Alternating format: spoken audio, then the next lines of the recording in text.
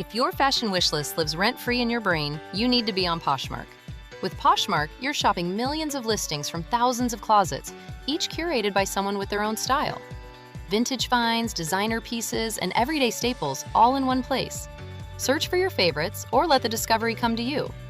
Poshmark makes it easy to find what you actually want to wear at prices that feel like a quiet win. Download the Poshmark app today and use code PODCAST10 when you sign up to get $10 off your first purchase.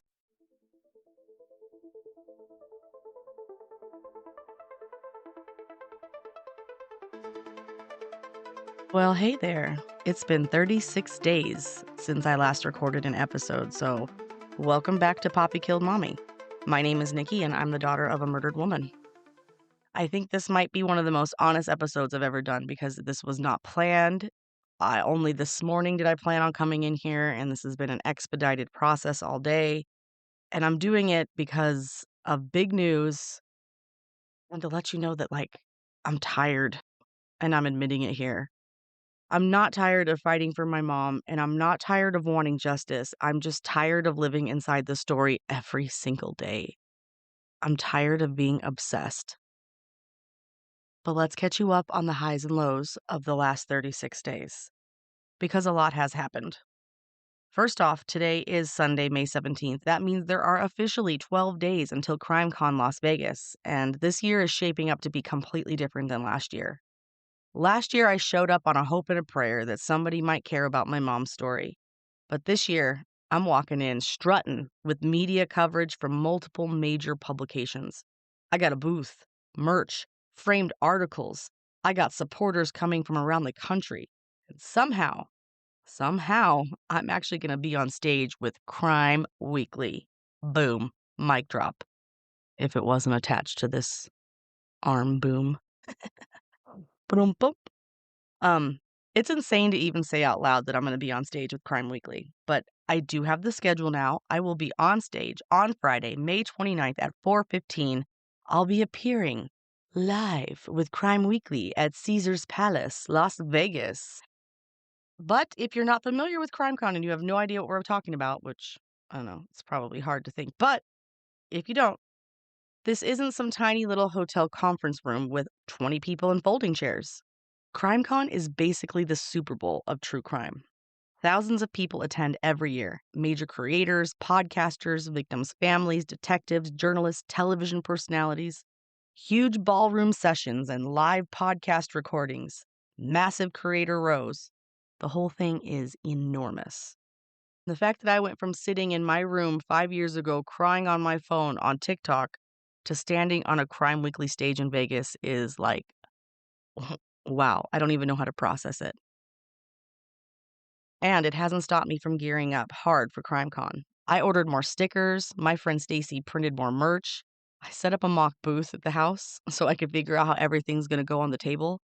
I actually framed and laminated all the articles that have been written about my mom's case to date so that people can walk up to the booth and physically read them. And one thing I'm really excited about is back in January, our local paper released that front page article about my mom's case. We were front page news. That was a big deal here in Cave Creek. And I managed to go around and I found a bunch of physical copies of it. I think I dropped by like 5 or 6 places to gather like over 40 copies.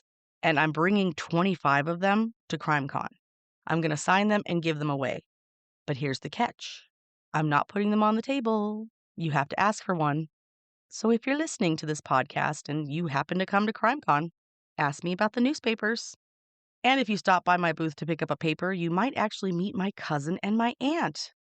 They say they're coming, so I really hope they can make it. My Aunt Wendy has been one of the biggest advocates for my mom for decades. She even named her daughter after my mom. But she doesn't really like appearing on podcasts very much. I've tried for a year to get her on here. But if you come to CrimeCon, there's a very good chance you'll get to meet her in person. Because this whole thing has never been just my story. It's our family story, and I'm glad she's coming with me. But while all of these exciting things are in motion behind the scenes, it's been kind of rough over here. A few weeks ago, I posted some of the crime scene photos from my mom's case online. I want to point out they were redacted, but TikTok absolutely slammed me with violations like back to back within days. And for a while, my account was basically stripped down. I had no profile picture. I was reduced to a number. I had no name. I thought I might lose the account that I have spent like years building. I think like 4 years now. Luckily, eventually, I did appeal. I got the profile picture back. I got the name back, but I'm still on account warning. But the whole experience has really forced me to sit back and ask myself something that I haven't wanted to admit out loud. What happens if I don't want to do true crime anymore? Or what if I can't do true crime anymore? Like, this is circling back around to me being exhausted. I'm really, really, really tired of talking about my dead mom every single day. And I know that sounds like horrible and shocking and, oh my, I know some people are probably clutching their pearls hearing me say that.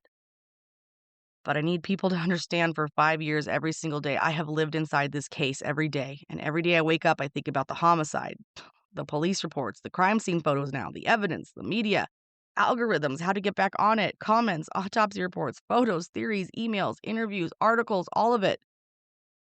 Somewhere along the way, I kind of stopped existing outside of it. And this became my whole life, my existence. I became it. And I can't do it anymore. I've really hit a wall. I know I've been saying that for a while, but like I've really hit a wall. Emotionally, mentally, spiritually, I'm tired. At this point, I don't know what else I can do. I've gotten the records, I pushed media, I built the podcast, I went viral, I got national coverage, I got meetings with the county attorney, I got articles, I got attention. And now I'm sitting here wondering, am I just waiting for a fucking confession? Am I literally waiting for a deathbed confession? What exactly am I doing? What am I waiting for? And in these dark days of dwelling on this and just being exhausted of all this, I accidentally started a completely different podcast.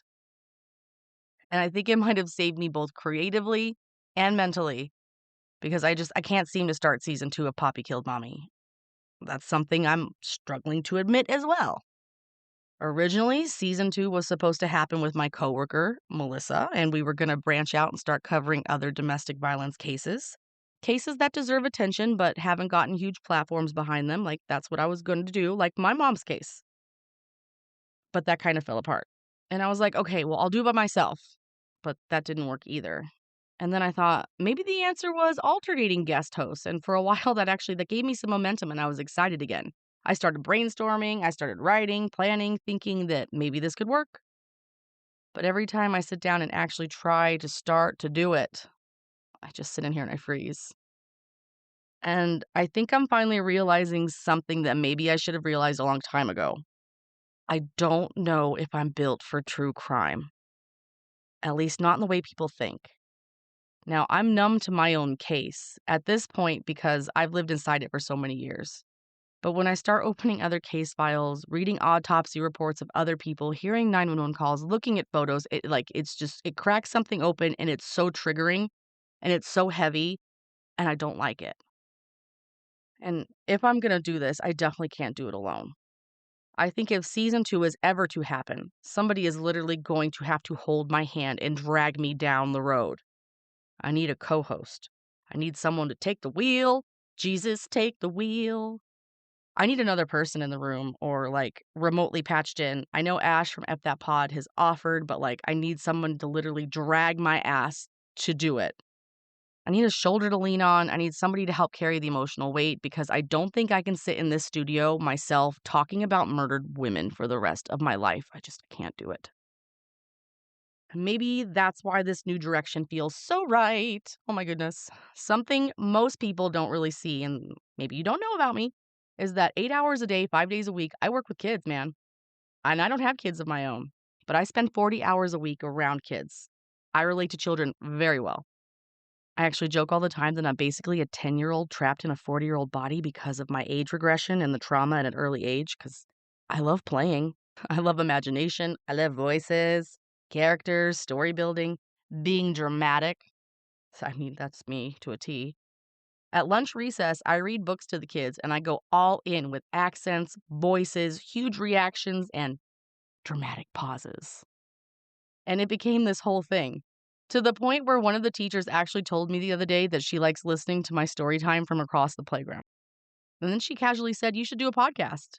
And I swear to God, it was like lightning fucking hit me, like a crack, like an epiphany out of nowhere. Like, why hadn't I thought of this before? I have an entirely professional built studio feet from my bed. Why haven't I thought of this before? It was like one of those moments where your entire brain just suddenly clicks. That night, literally, it was just this last Thursday. I went home. I immediately started building it, dude. We got the cover art, the trailer, the concept, everything. And within 3 days, I launched a brand new podcast called Nanny Nikki's Imagination Station, where turning the page is just the beginning. Isn't that great? Don't you love that opening?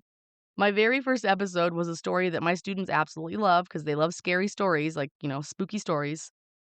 Although I do know that I need to be careful with published books and copyright and all that stuff. So long term, I really want to focus on either public domain stories or original stories written by yours truly.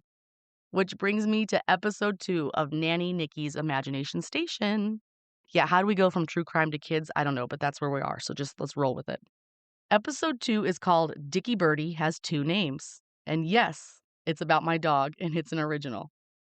Creating that episode might have been the happiest I have felt creatively in years.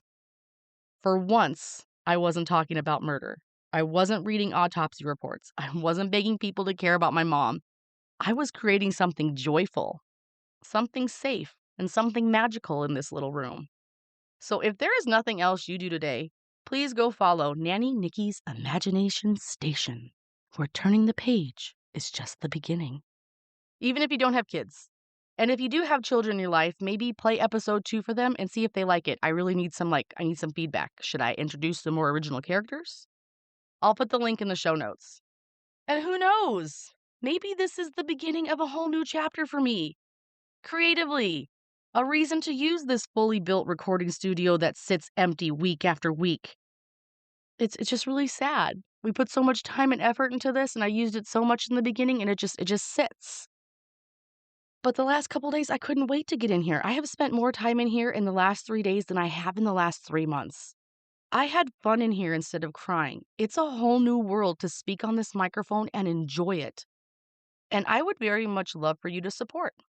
Just listen to my episode about Dickie Birdie and see what you think.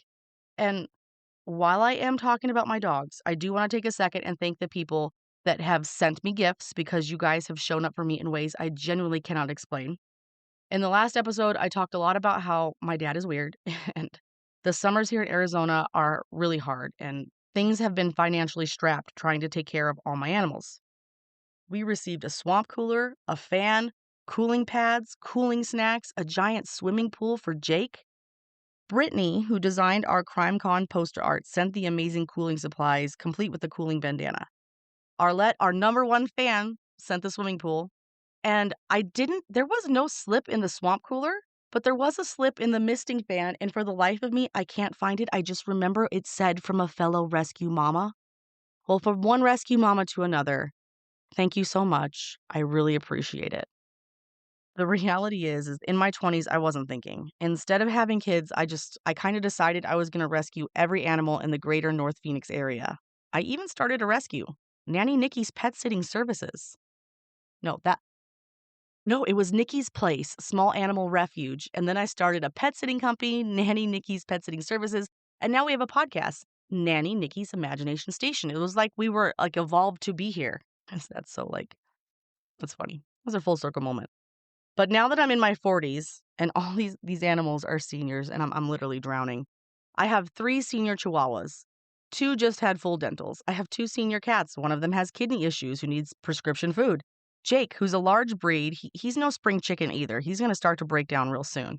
And then let's talk about the hermit crabs. I even rescued some hermit crabs, if that's what you want to call it. We'll go into that later. But they just got upgraded to a whole new setup. Luckily, with the free tank from next door. And I'm slowly adding all the supplies that they need to thrive. And this is where I'm actually going to insert some hermit crab facts because they're completely fascinating little creatures. And it's really sad, the hermit crab trade. Do not buy hermit crabs. Very sad. Do not support. And I feel like I should pass on what I've learned in the last 6 months. And that's only because my school got hermit crabs and I was like the caretaker and I had to educate myself. And I realized, wow, But here, fact number one, hermit crabs are often sold as an easy starter pet, but many species can actually live 20 to 40 years in the wild and with proper care. Some have reportedly lived even longer. Dude, these are like a lifelong commitment. A lifelong commitment, not just for a school year. So sad that these are class pets.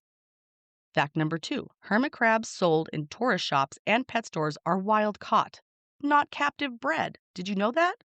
They're literally taken from the beaches that they've lived on and their coastal ecosystems that they need to survive.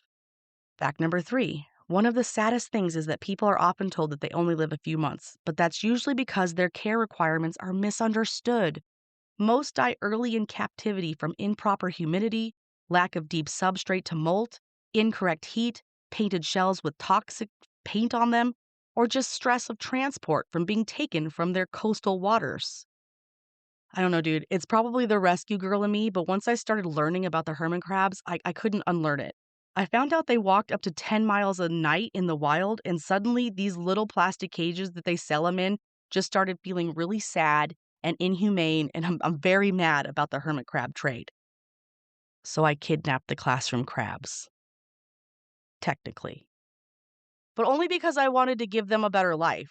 They now have a 20-gallon tank, which honestly is the bare minimum for 2 hermit crabs. I just discovered that. And that completely blows my mind because most people buy these animals in the tiny little souvenir containers at the beach shops without realizing they can live for decades if cared for properly. Decades. They are probably one of the most misunderstood pets I have ever run across, and I am learning all of this in real time myself. And as of today, they've officially been upgraded to a 20-gallon tank filled with 50 pounds of sand, 2 giant bricks of substrate, climbing stuff, humidity. So, yeah, there is absolutely no way these crabs are going to be moved. So, this is my formal announcement. I have kidnapped the class crabs. Surprise! I mean, I can pay the school for them if they want me to. Anyway, that was quite the detour and an unexpected little mini lesson, but I felt like I had to pass on the information that I've learned. And circling back to if anybody wants to help support the animals that I've collected, furry or crabby, the Amazon wishlist is in the store notes. And yes, you might also see a dog camera on there. Because during all this brainstorming about changing my content direction, somebody gave me the idea of putting a little camera on Jake's collar so people could basically watch like a day in the life of Jake, which honestly sounds pretty funny to me. So, yes, that's on there too. We can wish, right? But switching gears from pets back to true crime, I do want to give you one final update regarding Russell Bennett Peterson. Several weeks ago, while the A&E article was being written, the author actually sent me Russell's phone number because she was trying to contact him for comment. After thinking about it for a while, I had a friend send him a message. We invited him to sit down with me on camera for a conversation, an opportunity to speak, but he never responded. So that's that. Looks like I'm waiting for a deathbed confession. Anyway, let's talk about why this episode, though, is called The Independent Takes Notice. I should say, The New York Independent Takes Notice. Because this morning, another article was released. And the best part? I didn't pitch this one. I woke up one day, checked my email, and there was a message from a journalist that worked at the New York Independent. She had seen me introduce myself in the CrimeCon Facebook community group, and she became interested in my mom's case. We did an interview about 3 weeks ago, and today the article officially went live. I was really hoping it would go live on Mother's Day, but alas, we'll take what we can get. Which means in the span of just a few months, January, we got front page local news. April, we got the A&E article, our first national coverage. And now May, the New York Independent. Boom. 3 media pushes, 2 of them national coverage back to back. This right here has been the goal. Media pressure. Keeping my mom's name alive long enough that maybe somebody decides to do the right thing somewhere down the road. So normally on my episodes, I would sit here and I would read you the article. Alas, my episode is already like recording right now. It's going to be like 15, 20 minutes. And that's adding, you know what? You guys can, I'm just going to put the link in the show notes and you can go read it yourself. It is an amazingly done article. I think it's my favorite. She really does humanize my mom. Actually, let's just go into my post. I did write some post article notes that I wanted to go over with you. I think what stood out to me most after reading the article is that for the first time in a long time, I felt like my mom was being talked about like a person instead of just like a case file. She wasn't just a woman shot in 93 or not just an unsolved homicide. She became Stacy. The author used my mom's chosen name. That showed me that she spent the time to listen to my podcast. She cared enough to dive deep. That detail, I think, above all, really touched me. It really did. It's just one of the reasons the article hits me, though. I think after 33 years, people assume families either get justice or eventually just move on. But, like, let's be honest, there's this weird middle ground that nobody talks about, or you just keep carrying it. You go to work and you pay your bills. You laugh at stupid TikToks. You rescue hermit crabs, apparently. But this thing still follows you everywhere. And it's probably why I started the podcast in the first place. Because if the system isn't going to keep talking about my mom, then I will. And apparently, a lot more people are listening now than I ever expected. If you found this podcast through the New York Independent article, welcome. But moving on, it is officially countdown to CrimeCon Vegas. Dickie Birdie and I will both be there, so if you see me walking around with either a Papi Killed Mommy shirt or a tiny old chihuahua in a red stroller, it's probably me. Come say hi. Come tell me your story. Come talk to me about the podcast. Come meet Dickie Birdie. And while you're at it, please go check out his episode over on Nanny Nikki's Imagination Station, where turning the page is just the beginning. Because somehow my life now includes true crime, children's stories, and kidnapped classroom hermit crabs. Which honestly, it kind of feels pretty on brand for me at this point, so. Thank you guys for being here as always. Thank you for listening, and thank you for continuing to keep my mom's name alive after all these years. I'll see you guys at CrimeCon, or I'll see you right back here after. Be sure to check out the New York Independent article. Last time I checked, when you click on the New York Independent, it was the third article down. Let's see how long it stays on the front page. Thank you for listening.